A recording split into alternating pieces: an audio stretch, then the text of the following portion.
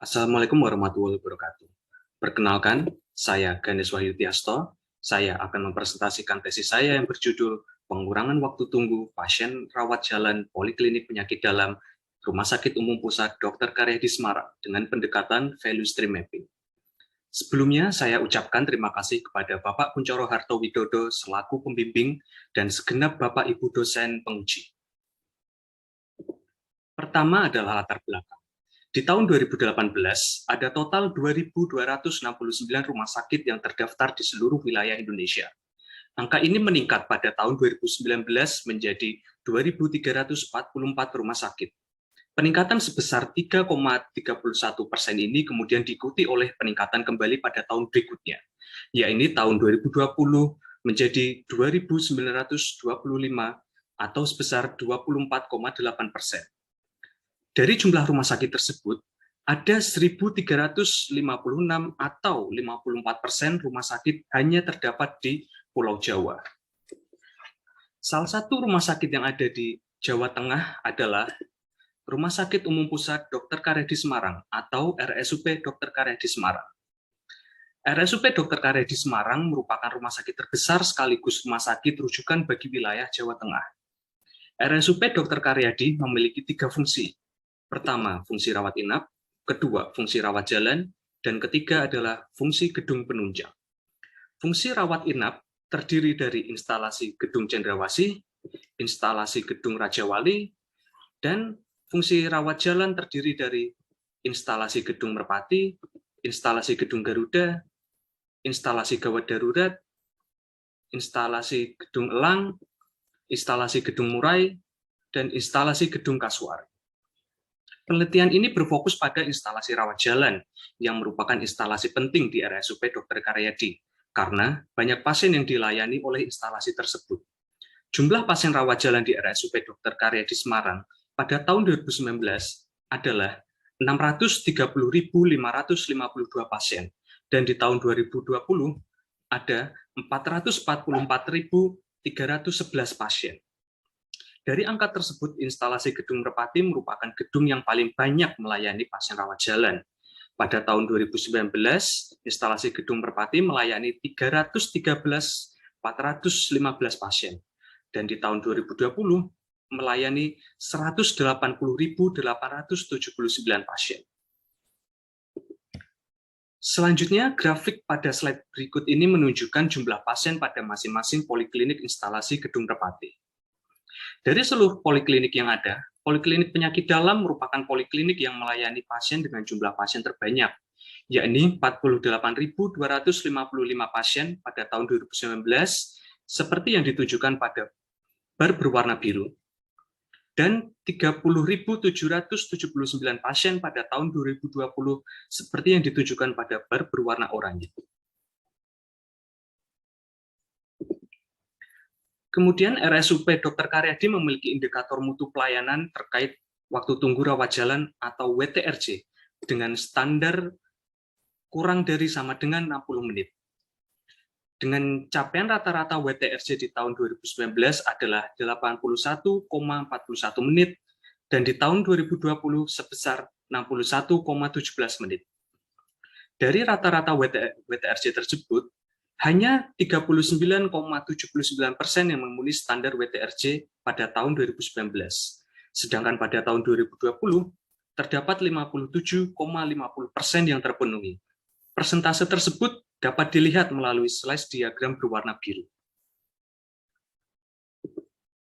Berikutnya, berdasarkan hasil identifikasi, berikut alur pelayanan poliklinik penyakit dalam yang harus dilalui pasien. Pertama, pasien datang ke loket informasi yang berada di gedung administrasi untuk melakukan tahap verifikasi daftar daring. Selanjutnya, pasien mendapatkan nomor antrian yang digunakan untuk verifikasi data pada loket administrasi rawat jalan.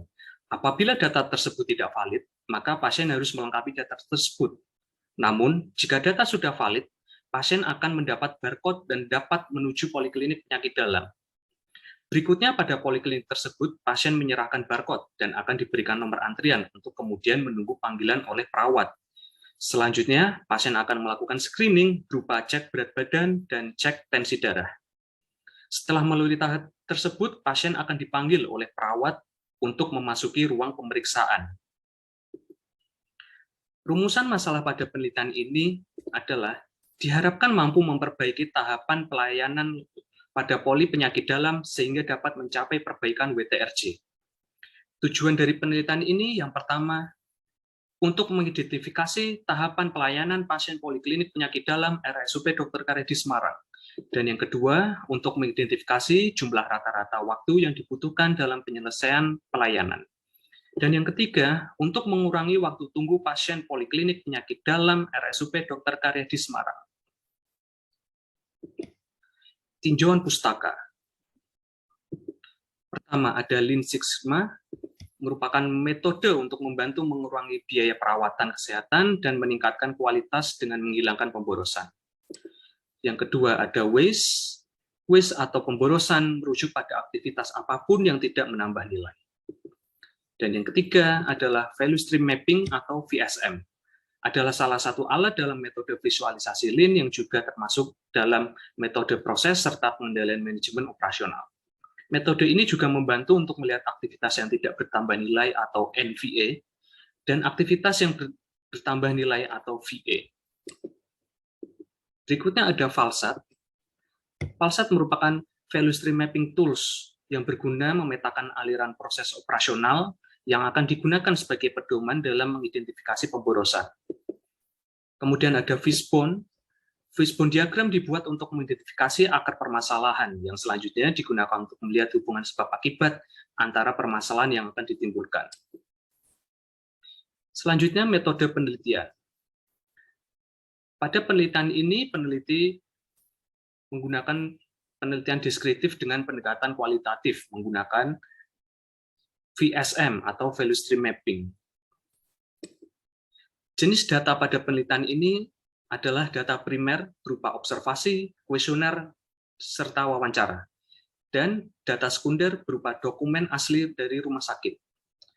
Populasi dalam penelitian ini adalah seluruh pasien dan atau keluarga pasien poliklinik penyakit dalam RSUP Dr. Karyadi Semarang. Teknik pengambilan sampel pada penelitian ini adalah purposive sampling. Berikutnya desain penelitian. Pada penelitian ini, desain penelitiannya dimulai dari kemudian peneliti melakukan identifikasi berupa tahapan pelayanan rawat jalan, rata-rata waktu pelayanan rawat jalan, kemudian rata-rata waktu perpindahan antar lokasi. Jika data tersebut cukup, maka peneliti bisa melanjutkan membuat VSM current stage. Jika data tersebut tidak cukup, maka peneliti harus melakukan 3 tahapan yang sebelumnya. Setelah peneliti membuat Value Stream Mapping current stage, peneliti melakukan penyebaran kuesioner. Dari penyebaran kuesioner tersebut, peneliti melakukan identifikasi WASTE. Setelah itu, peneliti membuat FALSAT, kemudian membuat Fishbone, dan dari semua metode tersebut, peneliti membuat Value Stream Mapping Future States. Dari situ didapatkan kesimpulan dan kemudian selesai. Berikutnya, Value Stream Mapping atau VSM Current Stage.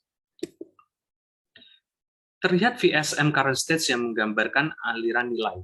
Diketahui bahwa VSM Current State memiliki NVA sebesar 94,78 menit dan VA sebesar 18,52 menit.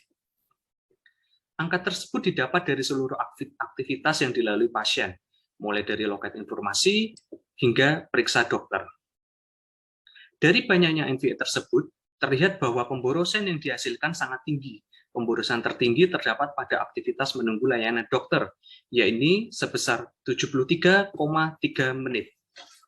Selanjutnya, peneliti melakukan penyebaran kuesioner kepada 30 responden secara purposive sampling. Di dalam kuesioner tersebut, peneliti memberikan 7 variabel pemborosan yang terbagi ke dalam 32 dimensi. Kemudian, didapatkan hasil bahwa pemborosan tertinggi menurut responden terdapat pada variabel transportation sebesar 3,51.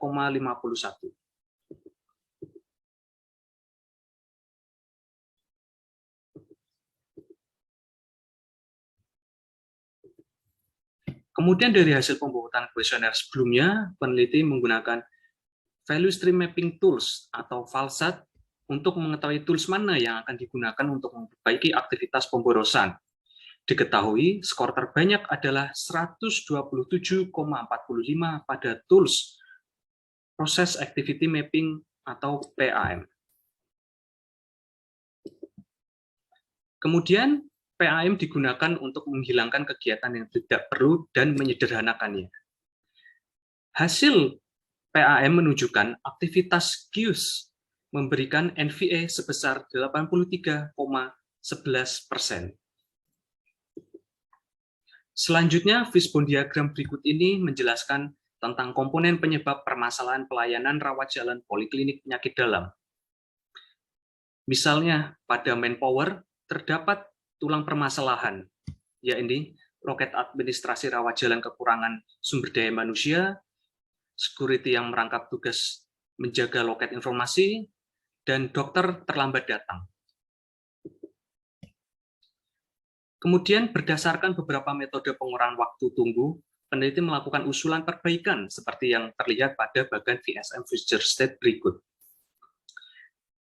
Dari 5 aktivitas VSM Current Stage berubah menjadi 3 aktivitas berupa penggabungan aktivitas 1 dengan 2 dan aktivitas 4 dengan 5.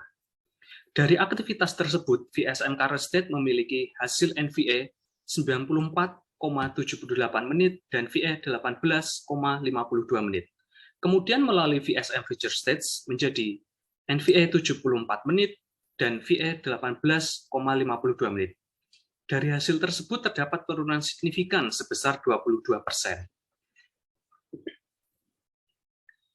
Kesimpulan berdasarkan identifikasi yang sudah dilakukan, berikut peneliti menarik kesimpulan. Yang pertama, untuk mendapatkan pemeriksaan di poliklinik penyakit dalam, pasien harus melalui 3 tahapan, meliputi tahap pertama registrasi di gedung administrasi, tahap kedua verifikasi di poliklinik penyakit dalam, dan tahap ketiga pemeriksaan. Yang kedua, waktu yang dibutuhkan seorang pasien poliklinik penyakit dalam untuk mendapatkan pelayanan adalah 113,3 menit yang terdiri dari VA 18,5 menit dan NVA sebesar 94,8 menit. Yang ketiga, perbaikan waktu tunggu dipetakan oleh VSM Future Stage dari 113,3 menit menjadi 92,4 menit. Usulan perubahan yakni berupa penggabungan verifikasi pasien pada loket informasi dan menggabungkan proses screening dengan pelayanan dokter poliklinik. Selanjutnya saran. Saran peneliti memberikan beberapa saran yang dapat dijadikan masukan dan bahan untuk memperluas pengetahuan. Antara lain bagi rumah sakit, pertama, sebaiknya dilakukan sentralisasi untuk verifikasi data, sehingga pasien tersebut bisa langsung datang ke poliperiksa masing-masing, terutama poliklinik penyakit dalam tanpa harus datang ke gedung administrasi. Yang kedua, melakukan screening ketika pasien di dalam ruang periksa untuk menghindari adanya salah tulis laporan dari perawat kepada dokter periksa. Yang ketiga, adanya jadwal rutin yang disepakati oleh RSUP Dr. Karyadi dengan para dokter poliklinik penyakit dalam untuk selalu ditaati dan dipatuhi, sehingga tidak mengganggu jadwal jaga rawat jalan. Kemudian saran bagi peneliti selanjutnya. Untuk peneliti selanjutnya, disarankan menambah atau memperbanyak data seperti dimensi tata letak ruang dan sistem antrian. Dimensi yang berbeda akan memberikan output yang berbeda pula. Misalnya, tata letak ruang yang lebih efisien dan terarah akan menghasilkan waktu tunggu yang lebih singkat. Dan sistem antrian dengan satu jalur, satu tahap akan lebih memangkas waktu tunggu pasien. Sekian presentasi saya. Terima kasih kepada Bapak Ibu penguji dan Bapak pembimbing. Wassalamualaikum.